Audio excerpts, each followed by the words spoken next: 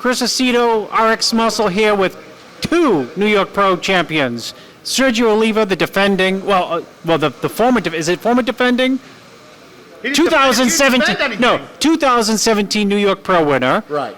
And to my right, yeah, and then we got Guy Cisternino, 2-time, should have been 3, 2012 winner. 212 winner.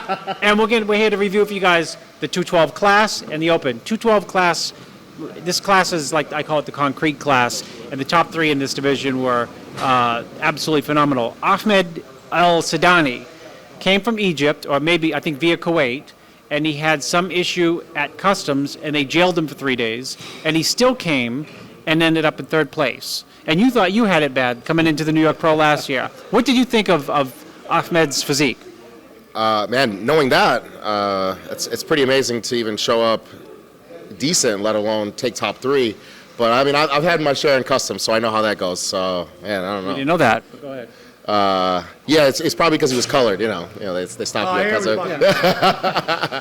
But yeah, I think people don't realize what goes into a show with the peak process. I think people don't really get it unless you do this. That something as simple as even just missing some meals or cortisol levels rising could really take you from even first to last. So I would like to see what he would have looked like if that hadn't happened. Yeah. What do you like about his physique?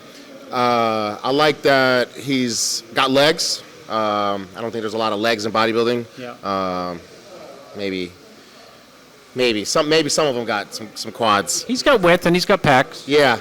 He's balanced. Balanced. He's balanced and round. Mm-hmm. And then, of course, the major battle was between Sean Clarita and Zane Watson, which really, oddly enough, in prejudging, they were in the first call, and I thought that they were going to really, surgically judge them with just the 2 of them at the end of prejudging, and they waited to the very end, and it looked like, legitimately that they didn't know who to give first place to because they called everyone out, top 4, and they at the very end of the show, they had Zane come out, and they had Clarita come out. How did that battle shape up in your mind? What was the strengths of Clarita, and what was the strengths of Zane? Clarita was more round than Zane, and I think that's what topped it off. Clarita is very dense. He was very round. And when they do that final call, when there's 2 people, I mean, you've had this discussion before, it sometimes, for certain bodybuilders, it's a gift. And some bodybuilders, it can be an absolute curse. Why? Because you're only compared to 1 and 2, and you don't have a 3rd guy out there to really. Straw man. Yes. So you don't have a straw. Did they not see who the fuck's here interviewing? And I know Zane, in my opinion, should be an open bodybuilder. I know he looks very, very good in the mid to high 220s. I know he suffered dramatically to make 212. I think if he had an extra day to carb up. He had 90 minutes. Yeah, so I think if he had a full 24 hours to carb up and really bring that fullness and that thickness on stage, it could have been Zane's show.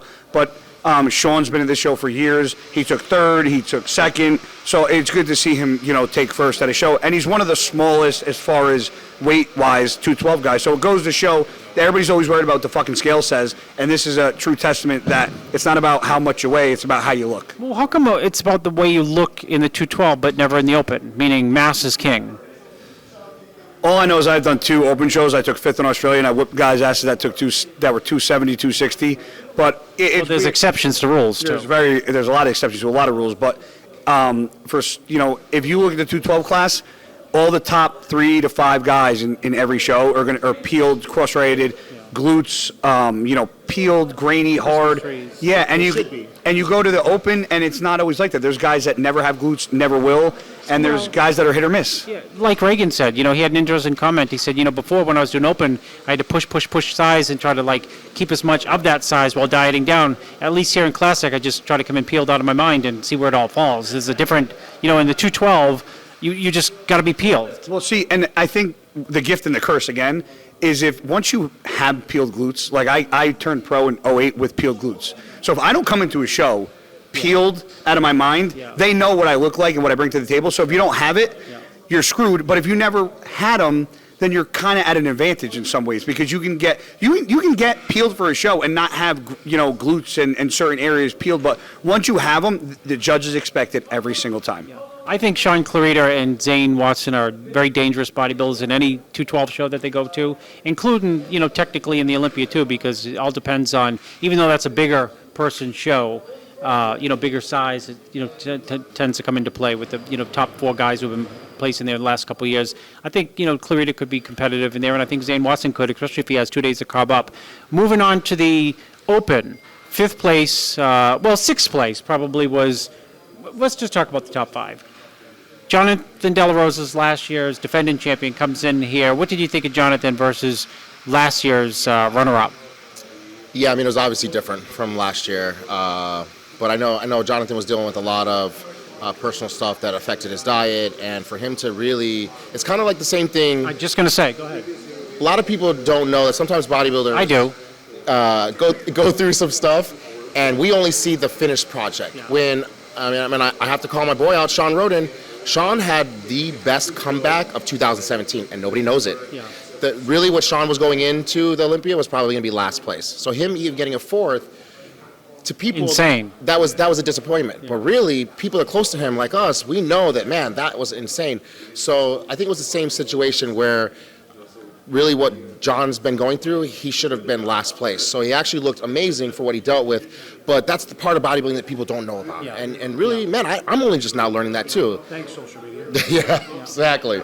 So I think John knows. He's done this. He's done more shows than all of us. He knows what he looks like. Right, exactly. So he knows, but going forward, I'm curious to see what he's going to do and stuff like that. Yeah. 4th place was Justin Rodriguez, a New Yorker, trains at Steve and Bev's gym. I thought he was in great condition tonight. I thought he was a little off in prejudging. What do you think of Justin? Honestly, he's like a smaller version of Nathan D'Asher. I agree. I thought he matched up very well with Nathan tonight because they have similar physique. Yes. Nathan's just much bigger. Yeah. Legs. Well, and Nathan's arms and shoulders are bigger. Yeah, but he's got. I understand. He has body parts, but if you he looked like a Nathan D'Asher that needed to gain 30 pounds. Yeah. We'll send him to Kuwait. What do you think of Josh Wade? I think Josh is something that's really rare in the sport. Is like. I think we got mixed up. Josh was 5th. 5th, right? Yeah. So 5th place, Josh Wade. Josh Wade. What do you think of Josh? I think that Dorian grainy look and man, people don't really want to talk about it, but there's not a lot of great white bodybuilders in the open class. That's something people don't want to bring up, and I really feel like he's a great white hope that I think give a lot of people hope that look like him, maybe strive to be like a Dorian or like a Branch or something like that. And Josh is one of the nicest people I've met in the sport, and I just respect condition. I don't know. I have this guy who does my diet. Yes, he has true condition. I have this guy who does my diet, so he's kind of taught me what's really white condition. guy. Yeah. And there's a lot of white coaches. He's always nails hard. Every show he does, and man, I respect that because I know that he doesn't have the best genetics. But he busts his ass, where he needs to. But I just wanted to touch on what you were talking about Justin before. Yep. The best part of this New York Pro was the rivalry with Nathan and Justin on social media, and I even told them that I wish the other guys chimed in too, because this sport needs a little oomph, Yeah. Boxing has that lead up, right? That's why I try to get Beta's goat, but he don't. I can't. It's hard to goat him, but I usually do. I got him tonight on Instagram. Well, some of these guys don't know how to do it without attacking people personally, unfortunately. And there's a way of doing it where it's fun, and if you really are a good pro, it should make you train harder. It should make you want to come in better. And I think some of the guys, it actually scared them the way Nathan was talking to them. And I messaged Nathan. I said, man, I wish I was doing New York just so I can talk shit back to him, because I feel like there needs to be more of that in the sport. And that was actually my favorite part about Justin. If he could have took last place, for all I care. Go ahead. What? If you were doing New York, would you have 2 rings on that finger tonight? Let's start a little drama, sir. Look, No. It's a yes or no. Yes or no. You watch too much Judge Judy. Yes. His favorite show. Yes, I would have. Okay. See? But before, No. You can't say but, because when you say but, it neglects what you just said. I'm not going to. I'm not going to neglect it. I'm just saying, before this show started, I thought I can't beat Nathan. I think Nathan's a future Mr. Olympia, but me beating Nathan at his best, I don't think it's going to happen. Not now. But this Nathan I could have beat. Interesting. I would agree with that, because lights out condition sometimes trumps out. Because the reason I think that Juan who was in second place. Let's talk about Juan Morel. I've been very critical of Juan's, in the last couple of years, ability to hit it. He's either too full, too flat, too flat, too full, little full, prejudging flat, night show full. Here in the prejudging, he had really tight conditioning from the side shots, extremely tight condition, level of condition from behind, and I think that's what negated the added size that Nathan really had over him. You're a condition guy. Do you agree with that statement that 12 o'clock at night that Juan Morel's condition carried him through prejudging? Yes, absolutely. Nathan, you could easily argue that maybe Juan was in a little better condition, and Nathan had conditioning and a lot of size. One, thing, as bodybuilders, we tend to get, upset when people knock our physiques. I know my shoulders and arms can be bigger, my back needs to be wider. I talk about David Henry's legs sometimes when we do interviews, Jose's chest. It's not talking disrespectful about bodybuilders when you're discussing. What about Flex? He's standing over there. What's his weakness? Lewis. He doesn't know how to hit a fucking side tricep. Side tricep. Cheats, stands over the line. Yep. And They then let him weigh in 3 days early. yeah, his chest is not that good. Yeah. I picked him up from the airport. I can say whatever the fuck I want. And that was at his wedding. Ab shots a little weak. Yeah, he doesn't blow out his air all the way. But if, Juan's knock has always been his legs, and I even think his legs did come up. I do too. But they came out. when you're They faded a little bit in prejudging. next to Nathan was just overall thicker.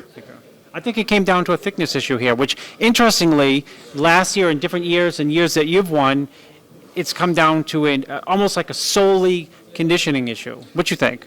I think really it comes down to this, and this is the unspoken thing that people don't talk about. It comes down to who sells Olympia tickets.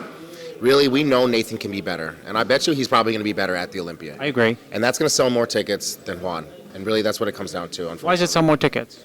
Because he's controversial? Because this is probably the best Swan that we're going to see. I think this is about as... I know, talking to him personally after New York, he took it really personal, his loss. And if you think about it, he's the only one who didn't post pictures. Yeah. He didn't post anything. He regrouped. This is the best he's been in a long time. He posts like one selfie. And usually that's how you can tell who's coming in nails hard, is the people that aren't on social media. Right, exactly. And you could tell that when I was talking to him, he put his head down, and he's trained. He hasn't done any shows. This is the first time Juan has not done 17 shows in one year. And I always think is a bad... Right. I think it worked for him his first year, his rookie year, and he killed, and then you think, I can keep doing that, but you can't. Unfortunately, we can't. So I think that's what it comes down to, is that we know that Nathan could be top 6 in the Mr. Olympia. I agree. He could be a first call-out.